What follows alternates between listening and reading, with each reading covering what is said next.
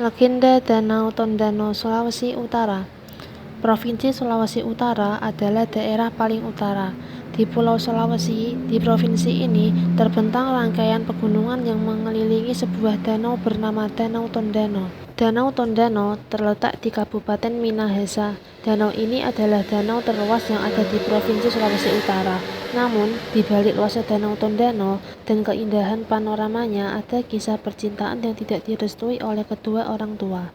Konon, pada zaman dahulu, terdapat sebuah gunung yang tinggi di daerah Minahasa, Sulawesi Utara. Wilayah itu dipisah menjadi dua bagian, yakni utara dan selatan, yang masing-masing dipimpin oleh seorang tonaas atau pemimpin. Tonaas yang memimpin di wilayah utara dikaruniai seorang anak perempuan bernama Marimbau, sedangkan tonaas dari wilayah selatan memiliki putra tunggal bernama Maherimbau. Umur Marimbau dan Maherimbau ini hampir sama, namun mereka tidak mengenal satu sama lain sebab tempat tinggal orang tua mereka yang berjauhan dan harus melewati perbatasan yang sudah disepakati oleh tonaas di utara dan selatan. Seiring waktu berlalu, Marimbau dan Maherimbau tumbuh menjadi perempuan dan laki-laki dewasa. Keduanya sudah waktunya meneruskan kepemimpinannya yang mereka masing-masing. Maherimbau yang merupakan seorang laki-laki tentu memiliki kemudahan untuk bisa berlatih ilmu bela diri dan bebas pergi kemanapun tanpa perlu mengkhawatirkan keamanannya. Hal ini berbeda dengan Marimbau sebagai seorang perempuan yang cantik jelita. Banyak pemuda yang ingin menjadikan Marimbau sebagai calon istri mereka. Rumah tonaas di utara pun sering menerima kedatangan tamu laki-laki yang berniat untuk melamar Marimbau. Sebab Marimbau memiliki tugas untuk meneruskan kepemimpinan ayahnya.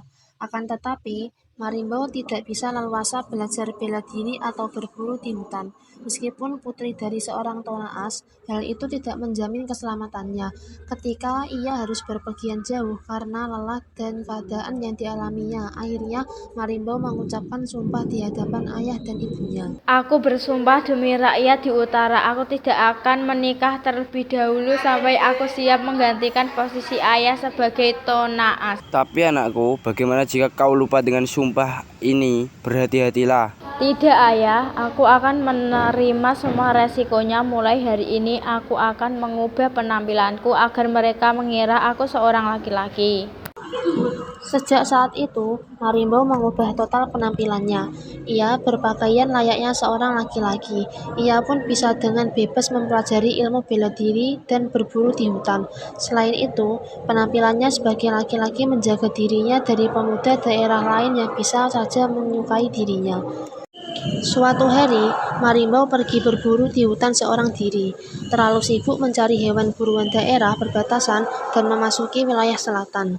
Dalam kebingungan seorang diri mencari jalan keluar ke wilayah utara, Marimbau tidak sadar tengah diincar penjaga perbatasan. Ia ditangkap oleh Maherimbau yang tengah terjaga di daerah perbatasan.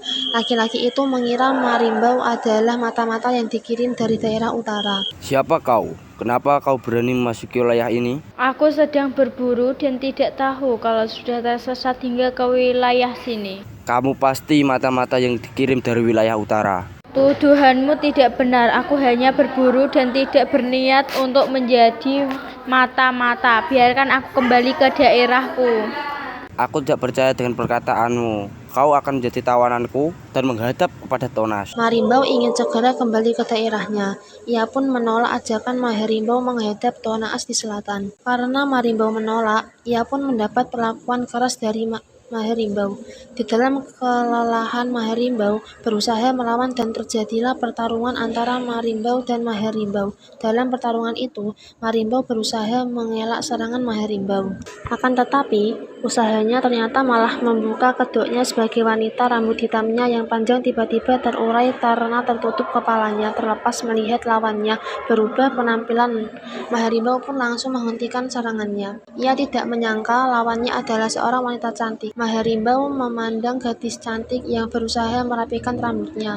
Kembali hatinya berdegup kencang dan matanya tidak bisa mengalihkan pandangannya dari Marimbau. Merasa penasaran dan bersalah, telah melawan seorang wanita, Maharimbau pun meminta maaf. Maafkan jika aku telah melukaimu. Kalau aku boleh tahu siapa namamu? Aku Merimbau Putri dari Tonas di utara. Aku sudah bilang, aku bukan mata-mata dan hanya tersesat karena sibuk mencari hewan buruan. Baiklah, aku percaya denganmu. Kau boleh balik ke daerahmu lagi, tapi bisakah kau berjanji padaku kalau kau akan datang ke sini beberapa hari lagi? Baik, tapi jangan tangkap aku lagi seperti yang kau lakukan tadi.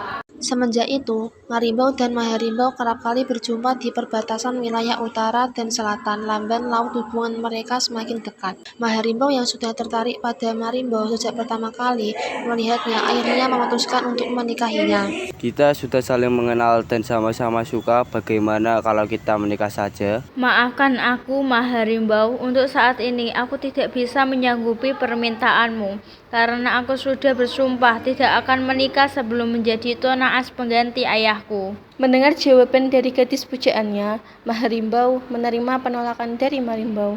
Namun, pemuda itu tidak putus asa. Tiap kali bertemu Marimbau, ia selalu menyampaikan keinginannya untuk menikah. Ia terus-menerus membujuk supaya Marimbau menerima lamarannya.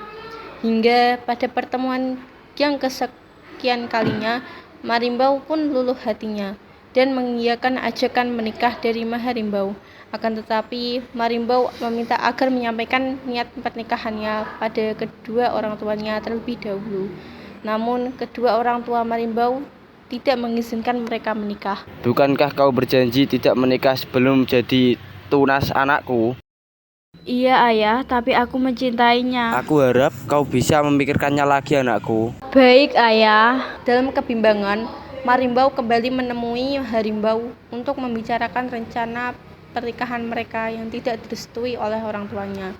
Namun, di luar dugaan, keduanya bersepakat tetap melanjutkan rencana pernikahan mereka. Karena rumah mereka yang berjauhan, pasangan itu melakukan pernikahan secara diam-diam tanpa dihadiri oleh kedua orang tua mereka. Mereka menikah di sebuah desa yang jauh dari rumah mereka masing-masing, tanpa sepengetahuan orang tua. Namun setelah Maharimbau menikah dengan Marimbau, Gunung Kaweyan yang menjulang tinggi di tempat tinggal mereka tiba-tiba menyemburkan lahar panas.